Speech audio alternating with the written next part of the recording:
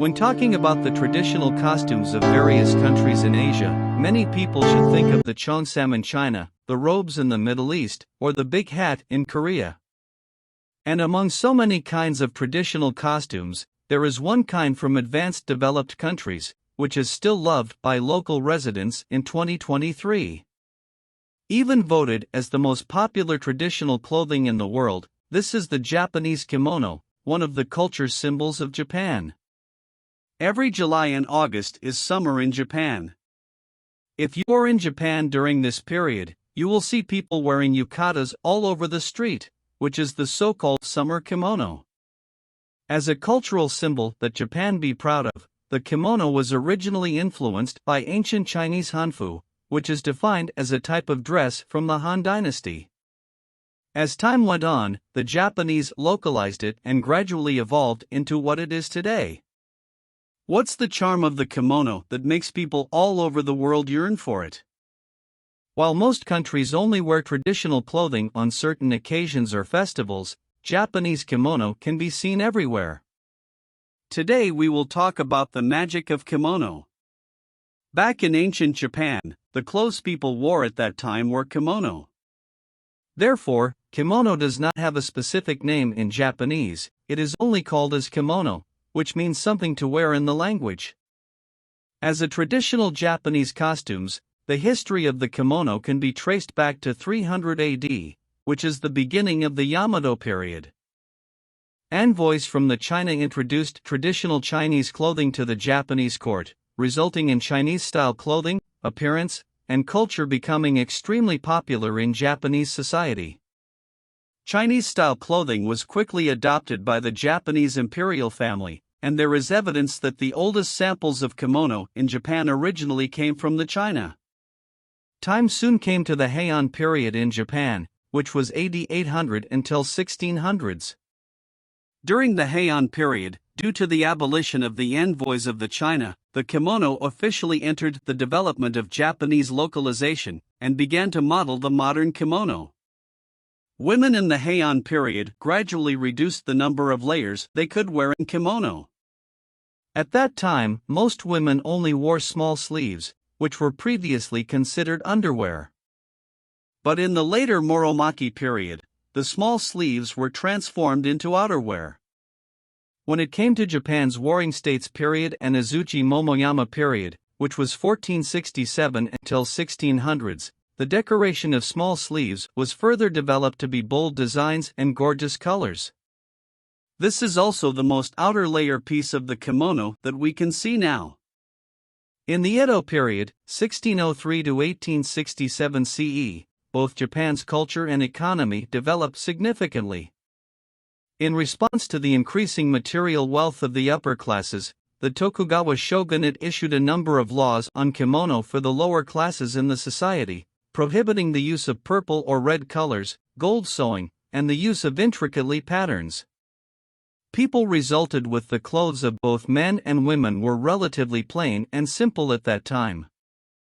In the Showa era, while kimono are no longer universally worn by men, they are still worn every day by Japanese women.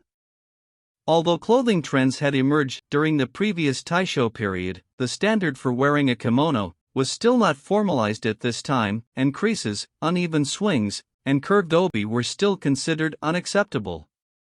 Jump to the modern designs. The modern kimonos can be roughly divided into three types: kanegata, and sakuyagata. Kanegata is a garment that simply hangs or wraps around the body. Kanegata is a loose, robe-style jumpsuit. This is a style that is open in the front and is very alike with the kaftan in Turkish. Open front garments, wrapped in loose cloth, are also very familiar with Old Chinese hanfu. The yukatas mentioned at the beginning is traditional clothing from June to August in Japan's midsummer. Young people usually wear it to participate in summer activities, such as fireworks events, summer worship, and so on. So this lightweight kimono is usually the second design, kanegata. The fabric is usually light and thin, and it is easy to wear. It is also the most frequently encountered by Japanese people throughout the whole year. The third type, sakurigata, is a kimono made by cutting and sewing the fabric to fit the body. It is also the most popular style nowadays. This type of design is common in the colder regions of the north like Hokkaido and Omori Prefecture in Japan.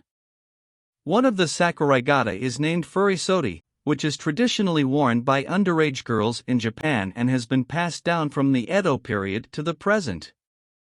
The aesthetics at that time believed that the longer the sleeves, the more gorgeous, so furisodi also took the length as the aesthetic from the Edo period. Among these styles of kimono also have many rules of dressing, such as keeping sleeves for married women, and homongi kimono for using of visiting other people's place. The last thing to introduce is shiromuku that many people have seen in Japanese dramas and movies. This is the most formal and sacred clothing in the entire Japanese cultural tradition. In ancient Japan, white symbolized the color of the rising sun and was the most sacred color in Japan from the past. In this way of thinking, white all over the body symbolizes the absence of dirt, and shows the heart wearing an unpolluted insides. Therefore, from the Muromachi era, shiromuku was used in wedding dresses, and later it was widely used in funeral and harakiri and other scenes related to life and death. Not only the outermost layer of shiromuku is white, but everything inside is also white, even the sandals, the fan, and the dagger are also white. Therefore, some kimono experts believe that a bride who wears such a symbolic dress has the style of pure, to follow and step into her husband's. Since then, the bride has taken on the color of her husband and followed her husband's determination regardless of life and death. There are many different types of kimonos besides those we introduced above. If you plan to visit Japan in the future, please try kimono and take some good photos. Bye.